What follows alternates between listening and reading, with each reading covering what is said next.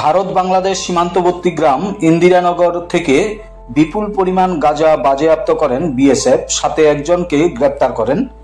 গ্রেপ্তার হওয়া ব্যক্তির নাম প্রাণেশ দাস। 19 জুলাই সকালবেলা প্রাণেশ দাস ও গাঁজা তুলে দেওয়া হয় সাবরুম থানায়।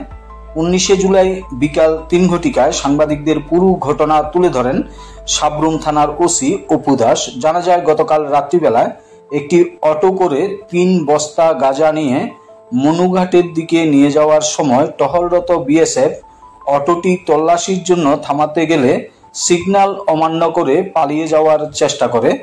বিএসএফ পেছনে ধাওয়া করে অটোটি আটক করলেও চালক পালিয়ে যায়। একজন সহকারীকে গ্রেপ্তার করে, তার নাম প্রাণেশ দাস। তাকে বিএসএফ জওয়ানরা আজ সকালে সাবরুম থানার পুলিশের হাতে তুলে দেন।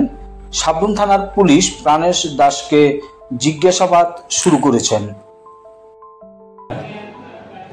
গতকালকে রাত্রে শেষ রাত্রিবেলা আমাদের ছোটাকিল বিএসএফ ওদের ডিউটি অবস্থায় একটা ইলেকট্রিক টোটো কল্যাণনগর থেকে মনুঘাটের দিকে যাচ্ছিল। ওই সময় তারা সেই টোটোটাকে সিগন্যাল দেয়, ইলেকট্রিক অটোটাকে তারা সিগন্যাল অমান্য করে যখন ভাগছিল তখন তারা পেছন দিকে ধাওয়া করে অটোটাকে কিছু দূর গিয়ে আটকায় কল্যাণনগরে, এবং আটকানোর পরে এই ইলেকট্রিক অটোর ড্রাইভারটা পালিয়ে যায় এবং ইলেকট্রিক অটোর মধ্যে আরেকজন ছিল পেছনে বসা, তার সঙ্গে কিছু 3 বস্তা ড্রাই গাঁজা, শুকনো গাঁজা ছিল, এবং এইগুলোকে বিএসএফ সিজ করে এবং ডিটেইন পার্সনকে যারা আর একটা পার্সন ছিল তারা ডিটেইন করে ইন্টারভিউশন করার পরে তারা আমাদের থানাতে হ্যান্ড ওভার করে সিজার প্রসেস কমপ্লিট করে, এবং তার এগেনস্টে তাদের দুজনের এগেনস্টে আমরা একটা মামলা নিয়েছি এবং আজকে তাদের আদালতে প্রেরণ করা হবে।